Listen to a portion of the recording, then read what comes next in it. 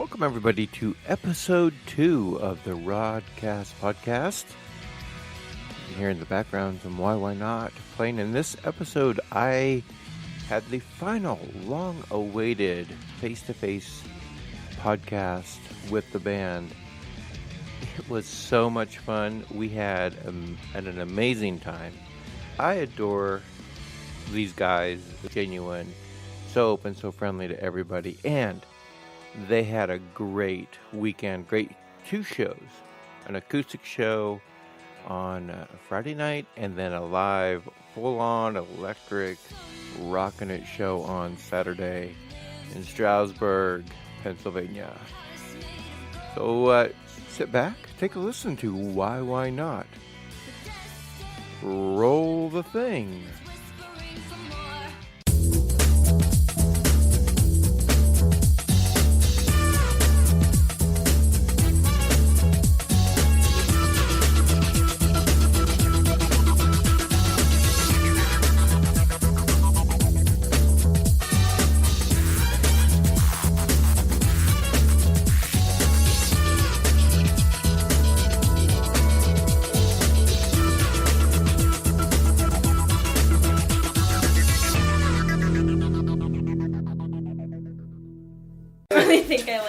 I really don't think Hi, everyone. Nap, helpfully. I think I nap Hey, Tim. to disassociate. It's not good. Yeah. It's not the best. I was by 3 a.m. and I'm usually up late anyway. So by 3 a.m. I was not doing good, and I had took that 2-hour nap just killed me when I got to the hotel. So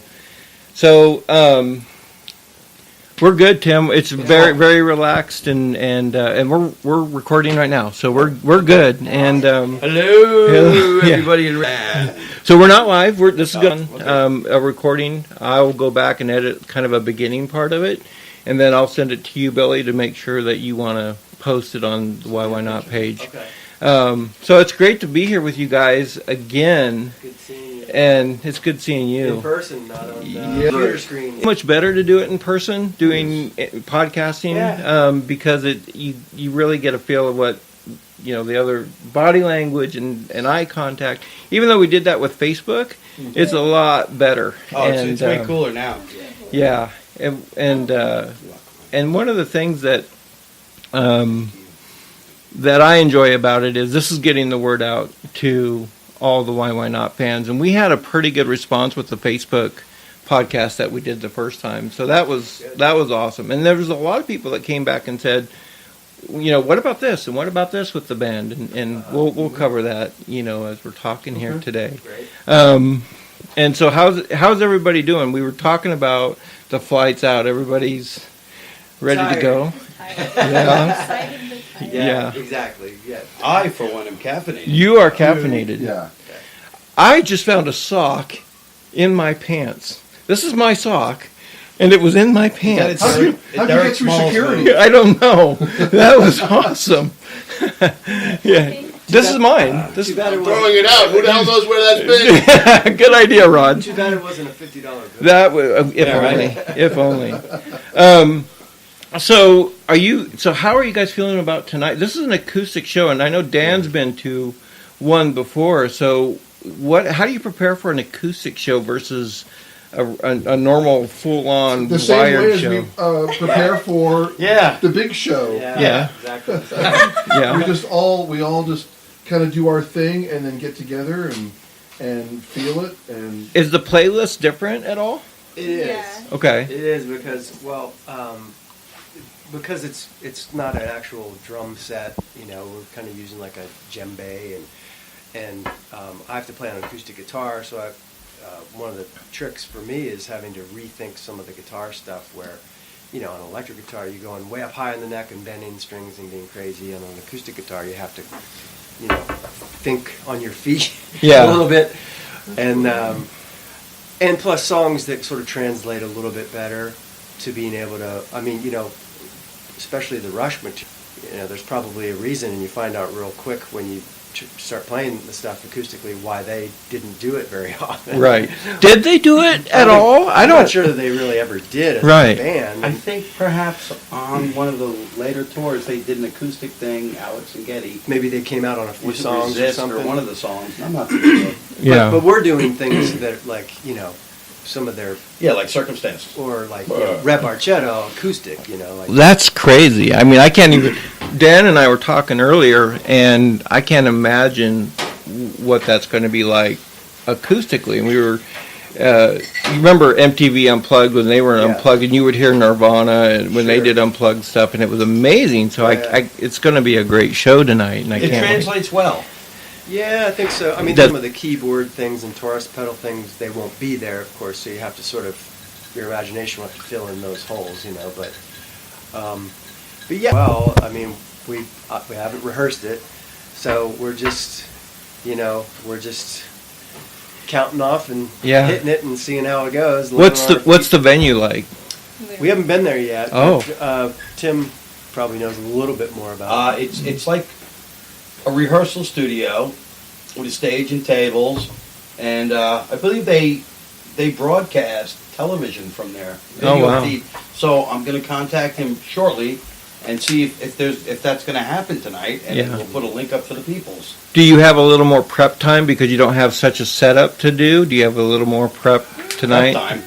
Yeah. I think What's we're just that? going to show up, Sort of. plug Yeah. in, and get Yeah. sounds Yeah. and call that prep time. Yeah. Yeah. I got it. This is our prep time right now. This- Yeah. this- Talking to you and kind of getting into the headspace. Into the mode. Yeah. Getting to the. Hey, one sec. Yeah. We have our friend Dan here from Arizona. Dan, you were at the acoustic one that we did In Melbourne. in Melbourne. Yeah. Yeah, come up to the mic, All right. Dan. That Yeah. was Yeah. that was actually a lot of fun. It was a lot of fun, and so what I was telling Rod when we were discussing it was it reminded me of that, again, the MTV Nirvana type things where you could watch, first of all, in a much more intimate setting, watch the musicians interacting with the audience, but hearing things that come out in the music that translates acoustically completely different than when it's plugged in. And it allowed me to kind of hear things that I either hadn't heard before or in a different way that made it really almost like hearing it for the first time. And so that you're doing, that's the reason I came out to see both shows this weekend, because I knew the show, they're going to be two different things. It feels more creative too. You can take more creative liberties. What's that, Rocky? You can take more creative liberties on the songs Okay. too, since it's And not to sound already creative. Yeah, not to sound cheesy, but that was my first acoustic experience with the guys and with Rocky here. Right. And so I have Tim to my left, Rocky to my right, and then further to my right I have Billy. And like there was things that we were playing together where I was like taking in for the first time and just going, holy cow, this feels so great. Yeah. And Rocky over there just doing her thing on No One at the Bridge. It was pretty haunting and not to sound cheesy, but magical at the same time. Yeah. Thank you. So I'm really looking forward to just, being in the middle of all that tonight. And again, we do this because of the love and passion that we have for that music, and then also for the original stuff that YYNOT does. Yeah, it's going to be a great evening of just feeling the music and the energy in the room and the people that are coming to hear us play. It's and- more intimate. Yeah. Oh yeah. And you Totally. can feel more It's like hanging out with connected friends people. tonight. Yeah, and that's almost the feel I got when we were at Alvis. It was very much smaller than Salt Lake City, Yeah. and it was very intimate. People were right there, kind of almost in your face, Rocky. It would just Oh, seem, it was fun. yeah, and they were right there with you the entire time, and it was very intimate. So this is even going to be more so. Because I can hear myself. Yeah, I love these things that we do, these acoustic shows, because, intimate, and it's like when we were younger and you were in that kid's garage. Yeah. Our friends would come over Yeah. and watch us jam. yes, That's what it's like. It's that vibe.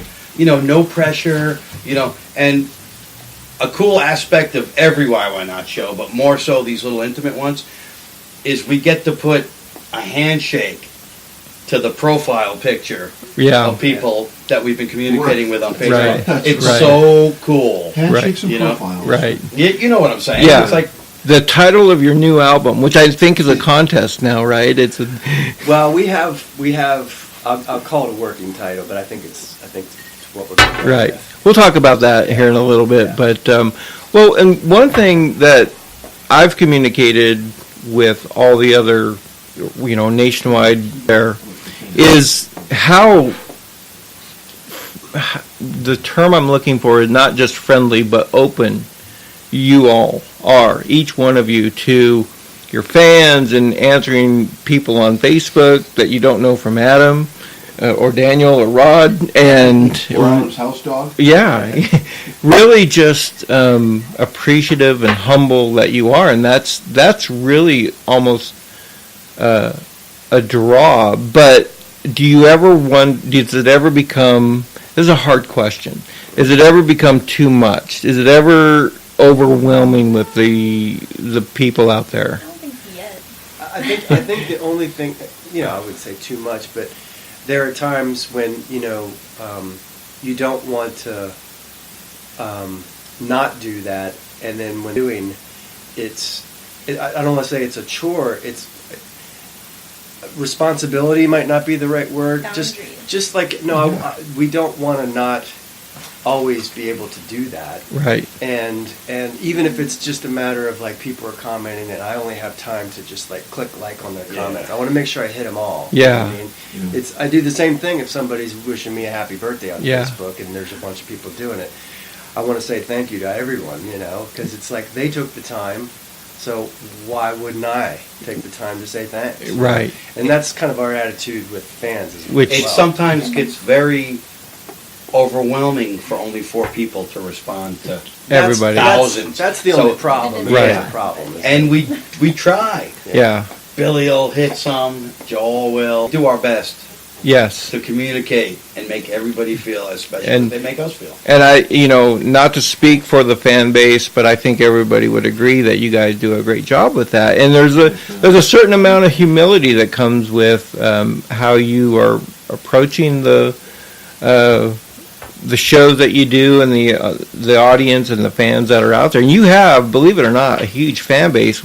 We were talking earlier today Dan and I were talking earlier today that it's everybody everywhere. From Portland to Arizona, all over. What's that? I had a song just pop in my head, but it's Phoenix, Arizona. There you go. Took her home. That's it. Galveston, oh Galveston. 2 weeks ago, I was on a Sunday. I went to the grocery store to buy steaks to put on the grill or whatever it was, or department or something. And I turned and there's a guy in the meat department with a wife. And it was Amazing. that grocery store is about 1/10 of a mile from my house. Yeah. And there's a guy in my local everyday grocery store and of course I pointed to the shirt and I said, "Good band," and he didn't pick up. He didn't catch on. He didn't offer to pay for his Well, plays. I wasn't wearing even my Sunday best. Yeah. I'm sure I was like disheveled. Yeah. And then he kind of did a double take. He goes, "Oh yeah, oh okay, yeah, Yeah. hey," and I'm like, exactly. Nice. Yeah. But it And was funny. Also, it's over, like we do a lot of traveling in the airports. Yeah. Yeah. And that happens there too, and it's really cool. Yeah. It's really neat. It's really awesome. Yeah, you guys have. There's obviously faces with the band, and everybody knows that, and it's got to be exciting for you because literally, I became aware of the band I think in 2015, 2016, when you were still just doing the YouTube. Yeah. When you were doing those productions, and then as you grew, we've gotten to know each other and talking. So the fan base is amazing out there. The challenge, let's talk about the challenge a little bit. And we talked the last podcast somewhat about it, but the challenge is, Joel, you live in Salt Lake City, right? I hope you don't mind me telling everybody. Oh no! Yeah. I mean, it's not like you're telling my address. But Right. Yeah, Do that Salt later. Lake. You Salt live Lake, in yeah, Salt Lake's a big place, but yeah, I We'll live in post Salt that link, Lake, folks. and is it a challenge? Is it a challenge to tour? I mean, really a tour. Logistically, it's a challenge. Yeah. It is. But I think it's overridden by our urge to want to do this. Right. To play for the people. Yeah. Yeah. Right. That's Absolutely. has it become easier then? Would you say it's easier to do that? Well, there's some of the hurdles or challenges besides just the logistics for example, you have to have a certain kind of drum set. We can't just show up at a venue and go, hey, just throw together a 4 or 5 piece kit and we'll just make it work. Yeah. That's very specific.